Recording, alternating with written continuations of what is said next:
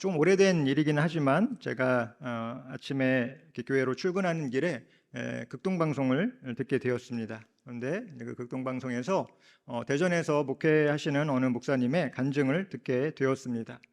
이 목사님은 어려서부터 신체적인 장애가 있어서 그것을 극복하기 위해서 남다른 노력을 많이 하셨다고 합니다. 다른 사람들에게 뒤처지면 안 된다라고 하는 생각으로 끊임없이 자신을 단련하고 또 이렇게 자신을 채찍질하다 보니까 다른 사람들이 볼 때에는 언행이나 또 성격이 굉장히 이렇게 세 보이고 또 강해 보이는 그런 모습이 생겼다라고 하는 것이죠. 그래서 그런지 이 목사님이 이제 목회하시는 교회의 성도님들도 담임 목사를 닮아서 성격이 강한 분들이 많을 뿐만 아니라 또 다들 이렇게 고집이 있으셔서 말씀을 들어도 잘 변화되지 않는 것이 이 목사님의 고민이었다는 그런 이야기를 듣게 되었습니다. 그래서 목사님은 이렇게 기도했다고 합니다. 하나님, 이렇게 은혜로운 설교를 듣는 성도들이 왜 변화되지 않는 것입니까? 라고 하나님께 오랫동안 기도해도 하나님은 응답하지 않으셨고 하나님의 응답이 없었다라고 하는 것이죠. 그래서 변화되지 않는 성도들을 대상으로 목회하는 것이 참 힘들고 지치는 일인 것을 이렇게 경험하면서 참 이렇게 하나님 앞에 힘없이 이렇게 기도하던 어느 날 하나님께서 이렇게 말씀하시는 것을 들었다고 합니다. 누구누구 목사야, 너는 그렇게 은혜로운 설교를 하면서도 왜 변화되지 않느냐라고 하는 그 하나님의 음성을 듣고 마치 뒤통수를 한 대 세게 얻어맞은 것 같은 그러한 충격과 함께 또 큰 깨달음을 얻게 되었다라고 하는 것이죠. 그 후로부터 이 목사님은 성도들을 변화시키기 위한 목적으로 설교 준비를 하는 것이 아니라 이 말씀을 통해서 내가 먼저 변화되게 하시고 내가 먼저 말씀을 통해 은혜 받게 해달라라고 하는 그런 기도를 드리면서 말씀을 연구하고 또 묵상하면서 이전과는 다른 마음가짐으로 설교 준비를 하게 되었다라고 하는 그러한 간증이었습니다. 하나님께서 이 목사님에게 원하신 것은 성도들을 변화시키기 위한 설교가 아니라 바로 목사님 자신이 하나님 말씀으로 충만하여져서 또 하나님께서 원하시는 그런 모습으로 변화되어져 가는 그런 것을 하나님은 원하셨다라고 하는 것을 우리는 이 간증을 통해서 이렇게 깨닫게 되는 것입니다. 오늘 본문에서도 사도 바울은 빌립보 교회 성도들에게 하나님께서 원하시는 성숙한 신앙으로 나아가야 한다라고 하는 것을 말씀하고 있습니다. 오늘 본문 12절을 보면 그러므로 나의 사랑하는 자들아 너희가 나 있을 때뿐 아니라 내가 없을 때에도 항상 복종하여 두렵고 떨림으로 너희 구원을 이루라 라고 권면하고 있습니다. 다시 말하면 어떤 사람에게 인정을 받기를 원하거나 또 어떤 사람의 시선을 의식하지 말고 언제나 하나님만을 경외하면서 하나님의 말씀에 순종하고 복종하면서 나아가라라고 하는 것입니다. 두렵고 떨림으로 너희 구원을 이루라 라고 하는 이 말씀을 종종 어떤 행위 구원에 대한 것으로 오해해서 이것을 잘못 인용하는 그런 사람들도 있지만 바울은 행위로 구원을 받으라고 말하는 것이 아닙니다. 우리 안에서 구원을 위해 역사하시고 구원을 선물로 허락하시는 분은 오직 하나님이심을 우리는 잘 알고 있습니다. 에베소서 2장 8절에서 9절 말씀은 이렇게 말씀합니다. 너희는 그 은혜로 인하여 믿음으로 말미암아 구원을 받았으니 이것이 너희에게서 난 것이 아니요 하나님의 선물이라. 행위에서 난 것이 아니니 이는 누구든지 자랑치 못하게 함이라. 아멘. 여러분 이 말씀을 잘 기억하시기를 바랍니다. 우리의 구원은 우리의 어떠함으로 얻게 되는 것이 절대로 아닙니다. 이것은 우리 하나님의 선물이고 또 우리의 믿음으로 하나님의 은혜로 인해서 또 우리의 믿음으로 말미암아 우리가 하나님께 받은 그런 구원의 선물이다라고 하는 것을 우리는 잘 기억해야 할 것입니다. 그렇기 때문에 바울이 두렵고 떨림으로 너희 구원을 이루라라고 이야기한 것은 우리 안에 내주하시는 성령님께서 당신의 기쁘신 뜻을 위해서 우리 안에 소원을 두고 행하게 하시는 그 일에 그 하나님의 감동하심 가운데 순종하고 그 뜻대로 행하라 그것이 바로 우리 구원을 이루어 가는 것이다 라고 바울은 이렇게 말씀하고 있는 것입니다. 하나님은 저와 여러분의 심령 가운데에 하나님의 뜻대로 살고자 하는 열망, 하나님의 뜻대로 살고 싶은 그 마음을 우리 하나님께서는 우리 안에서 그것을 불러일으켜 주십니다. 신앙생활이라 하는 것은 바로 예수님을 닮아가는 그런 성숙의 과정이라고 할 수 있는 것이죠. 예수님을 알지 못하던 불신의 상태에서 저와 여러분이 예수 그리스도를 내 인생의 구세주와 주인으로 영접하게 되었습니다. 그리고 나서 우리가 구원받았다라고 하는 이 구원의 상태, 우리의 믿음으로 말미암아 구원을 받았다라고 했을 때 그 구원받은 상태를 신학적인 표현으로는 칭의 구원이라고 그렇게 이야기합니다. 우리가 실제로 구원받음으로써 의로운 사람으로 변한 것은 아니지만 예수님의 보혈로 우리를 덮어주셔서 하나님이 우리의 죄를 가리워 주셨기 때문에 하나님께서 우리를 보실 때에 의롭다, 의로운 사람으로 내가 너를 칭해준다 라고 하는 그 칭의 구원이 바로 우리가 구원받는 그 순간에 시작이 되어진다라고 하는 것을 우리는 기억해야 합니다.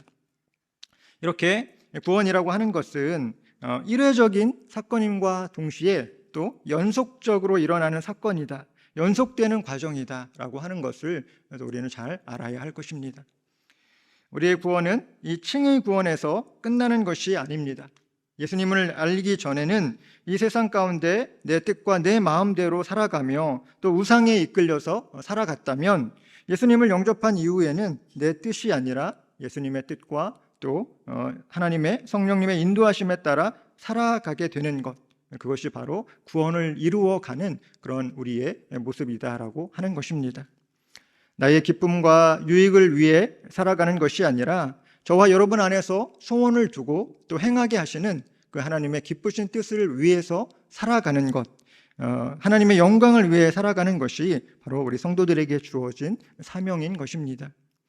신학적으로는 이러한 과정을 성화의 과정이다라고 그렇게 이야기하고 있습니다. 그렇다면 우리가 이 성화의 길을 온전히 걸어가기 위해서 실천해야 하는 것은 무엇일까요? 오늘 본문에 나타난 두 가지를 살펴보면서 함께 말씀의 교훈과 깨달음을 얻기를 원합니다. 첫 번째로 우리는 앞서 행하시는 하나님의 능력을 의지해야 합니다. 우리보다 앞서 행하시는 하나님의 능력을 의지하는 것입니다. 본문 13절을 보면 너희 안에서 행하시는 이는 하나님이시니 자기의 기쁘신 뜻을 위하여 너희에게 소원을 두고 행하게 하신다라고 말씀하고 있죠. 쉬운 성경에서는 이렇게 번역합니다. 하나님께서는 여러분 안에서 하나님이 기뻐하시는 일을 할 수 있도록 돕고 계십니다. 또한 하나님은 할 수 있는 힘과 능력을 여러분에게 공급해 주실 것입니다 라고 말씀하고 있는 것이죠. 다시 말하면 우리 안에서 어떤 선한 일을 행하는, 그 행하게 되는 주체는 내가 아니라 바로 하나님이시다. 하나님의 뜻이 우리를 이끌어 가신다. 하나님의 감동이 우리를 이끌어 가신다라고 하는 것입니다. 내 안에서 역사하시는 성령님께서 자신의 기쁘신 뜻을 위해 우리를 돕고 계신다라고 하는 것을 우리가 잘 기억하기를 바랍니다. 특별히 우리가 어떤 중요한 일을 앞두고 우리는 기도합니다. 기도를 하면서 또 하나님의 뜻이 어디 있는지를 이렇게 간구하고 또 우리가 그 기도로 또 내 마음을 하나님께 맞추는 하나님의 뜻과 내 마음을 맞추어가는 그러한 시간을 우리가 보낼 텐데요. 우리가 기도할 때 우리가 기도한다라고 하는 것은 이것은 내가 할 수 있는 것이 아니라 하나님께서 주관하시고 또 하나님께서 능력을 주셔야지만 이것이 가능한 일입니다. 하나님께서 역사하셔야만 할 수 있는 이름을 기억하고 전적으로 하나님만을 의지한다라고 하는 그 우리의 믿음의 고백이 그 기도 안에 담겨져 있는 줄로 믿습니다. 영어 표현이긴 하지만 제가 이렇게 웬만하면 영어 발음을 안 하려고 이렇게 노력하는데요. 한번 해보겠습니다. When we walk, we walk. When we pray, God walk. 괜찮으신가요? 뭐 이렇게 뜻은 다 이해하셨을 거라고 생각되어지고요. 우리가 하려고 한다면 우리 자신의 능력치만큼만 할 수 있다라고 하는 것이죠. 그런데 우리가 기도한다면 우리의 능력을 초월해서 역사하시는 하나님의 능력으로 우리를 이끌어 주신다라고 하는 것을 우리가 잘 기억하기를 바랍니다. 너무나 기본적인 이야기 같지만 우리는 이것을 잊고 살아갈 때가 많이 있는 것 같습니다. 우리의 일상이 너무나 바쁘고 분주해서 하나님을 잊어버리고 살아갈 때가 많이 있겠지만, 우리가 하나님을 의지할 때에 하나님께서 할 수 있는 힘과 능력을 우리 안에 공급해 주심을 기억하면서, 또 오늘도 기도의 자리로 나아가시는 우리 일사랑의 모든 성도님들 되어주시기를 예수님의 이름으로 축복합니다. 아멘. 두 번째는 원망과 시비를 멈추어야 한다라고 하는 것입니다. 본문 14절을 보면 모든 일을 원망과 시비가 없이 하라라고 바울은 우리에게 말씀하고 있습니다. 그리스도의 성품을 닮아가는 그 성화의 과정에서 우리를 방해하는 가장 큰 걸림돌은 바로 불평과 시비라고 하는 이런 우리의 언어 습관입니다. 이것은 우리 안에 너무나 깊숙이 배어 있기 때문에 불평과 시비, 원망 이런 것들을 우리가 일상적으로 이렇게 행하면서도 이것을 큰 죄로 인식하지 못하고 살아갈 때가 많이 있다라고 하는 것이죠. 우리가 어떤 큰 죄의 유혹 앞에서는 당연히 그것을 경계하고 또 그것에 넘어가지 않기 위해서 우리 스스로를 이렇게 단속하고 또 주의하는 그러한 경우가 많이 있지만, 가랑비에 옷 젖는다라고 하는 속담처럼 불평과 원망이라는 이 악한 습관을 우리 죄로 인식하지 못하고 무방비로 악한 세력에게 우리의 마음을 빼앗기고 있지는 않은지 우리 자신을 스스로 돌아보기를 원합니다.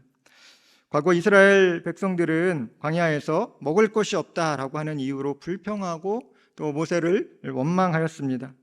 그래서 하나님은 이스라엘 백성들의 요구대로 만나와 메추라기를 공급해 주셨지만, 그 이후로도 이스라엘 백성들의 불평과 원망, 시비가 그치지 않자 하나님께서는 그들에게 징계를 내리신 것을 우리는 기억합니다. 우리가 불평하고 원망하는 때는 언제일까요?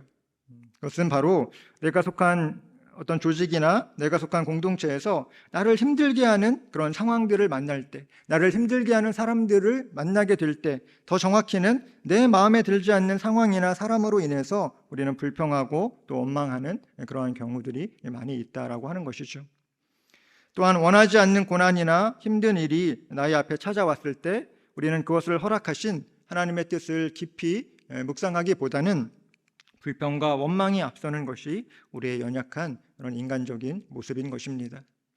하지만 우리가 예수님을 닮아가는 그런 성화의 삶을 이루어 간다는 것, 그것은 바로 내 뜻과 나의 감정, 내 생각, 이것이 앞서는 것이 아니라 하나님의 주권을 인정하고 또 어떤 일이 내 앞에 찾아오든지 그것은 하나님이 허락하신 것이고 또 그것을 통해 또 하나님이 나에게 원하시는 것이 분명히 있다라고 하는 것을 우리가 깨닫고 또 그 하나님의 인도하심 가운데에 하나님의 뜻 가운데에 순종하는 것임을 우리가 잘 기억하면서 내 앞에 놓여진 환경이나 인간관계 속에서 하나님이 원하시는 것이 무엇인가를 발견하며 우리의 마음과 입술로 또 불평과 원망으로 범죄하지 않는 그런 저와 여러분 되어지시기를 예수님의 이름으로 축복합니다.